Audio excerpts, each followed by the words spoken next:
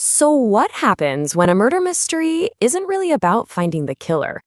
We're going to break down the award winning short story, Just Another Dead Girl Underwater, to see how it uses the familiar setup of a crime story to deliver a really powerful and kind of unsettling message about how we consume these tragedies and whose stories get lost in the shuffle. Right from the get go, this story just grabs you. This isn't a detective talking or a family member. No, we're hearing directly from the victim. And she's already dead.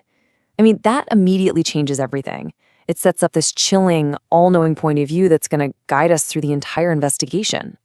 So, the story kicks off in a place we all recognize, a police investigation. It grounds us in all the stuff you'd expect from a crime procedural, starting with the discovery of the body and that immediate scramble for answers. Okay, so the first thing to wrap our heads around is this 33-hour window. We see her last known moments at a party, then that slow, dawning horror when people realize she's gone, and finally the grim discovery. This gap in time, that's the whole mystery the police need to solve. What on earth happened in those 33 hours? The police, they start with the standard playbook.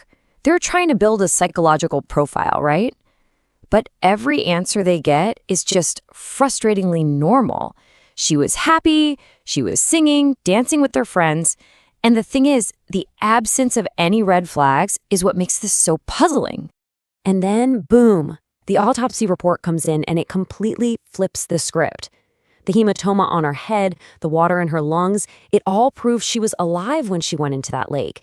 This wasn't just some tragic accident. Foul play is now officially on the table, and the whole investigation just got a lot more intense. So, with foul play pretty much confirmed, the spotlight immediately turns to the people closest to her. And just like that, you've got this classic tangled web of suspects. And of course, every single person has a different story to tell.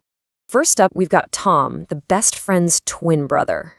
The physical evidence is pretty damning. I mean, his skin is on her clothes. But what's even sketchier is that he lies.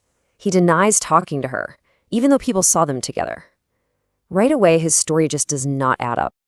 Then there's Zoe, the narrator's best friend. Now, according to another student, Cassandra, they got into a huge fight right before the narrator went missing. And the supposed reason? A fight over Tom. All of a sudden, the best friend is a top suspect with a motive we've all seen a million times before. And just to make things even more complicated, the biology teacher starts to look like a real possibility. He wasn't in his tent that night, he'd made a creepy comment to Zoe before the trip, and he's seen having a secret meeting with Cassandra. His behavior is just predatory and super suspicious, and it opens up a whole new can of worms for the police. Okay, so here's where it gets really interesting. The story builds up these three seemingly solid suspects, only to then just systematically pick apart the case against each and every one of them. The certainty you thought you had, it just starts to melt away. And this is where it all comes down to two totally conflicting stories. Cassandra's version is simple. It's clean. It fits a neat narrative. Two girls fighting over a boy. But Zoe is adamant that the argument was about something much more serious, and she points the finger right back at the teacher. So who do you believe? And just like that, one by one, each case completely falls apart. Tom wasn't lying to hide a murder. He was just embarrassed about being rejected. The teacher, he gets a shock alibi from Cassandra herself. And Cassandra, well, it turns out she just wants attention, making her totally unreliable. The police are left with absolutely nothing. They're back to square one. Which brings us to the story's big turning point. The investigation has hit a total dead end. Everyone in her inner circle is, for all intents and purposes, cleared. So, what actually happened? And this is where the story does something amazing. It just abandons the investigation entirely and shifts to the narrator herself. She's the only one who knows the truth. And now, she's finally going to tell us. So she walks us through her last few choices. She decides to go back alone, asserting her independence. She refuses to be that girl. She even makes the conscious, smart choice to take a safer, well-lit path.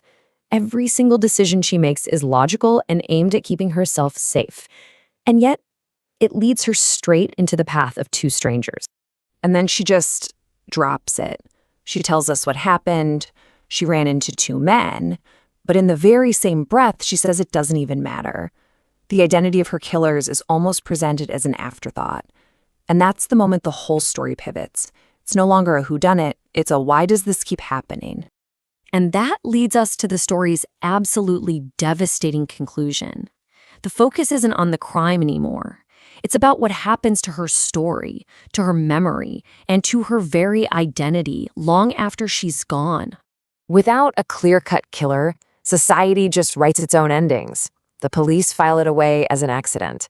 Other people decide she must have been secretly unhappy or even suicidal. Her complex, real life gets flattened into a simple, tragic story that's just easier for everyone else to swallow.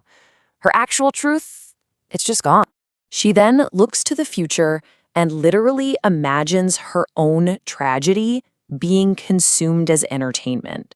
Her life, her pain, her death, it all becomes content. A story for a podcast, a plot for a Netflix show.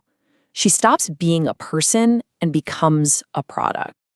And this right here is the gut punch. The only thing worse than her story being turned into a spectacle is her story being completely forgotten. Just one more unsolved case, another woman silenced and lost to history. That's the real fear the story is digging into. And it all comes down to this one final haunting line. The story is arguing that the specifics, the suspects, the clues, even finding the real killers are ultimately irrelevant. In a world where this kind of thing happens so often, the details start to blur, and she just becomes another statistic, just another dead girl. And that's the final, unsettling question it leaves us with. The story uses a mystery to hook you, to draw you in, but its real target isn't the killer.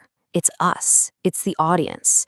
It forces you to question how you consume these tragedies, suggesting that maybe by obsessing over the whodunit, we're avoiding a much, much harder question. Why does the story feel so horribly familiar?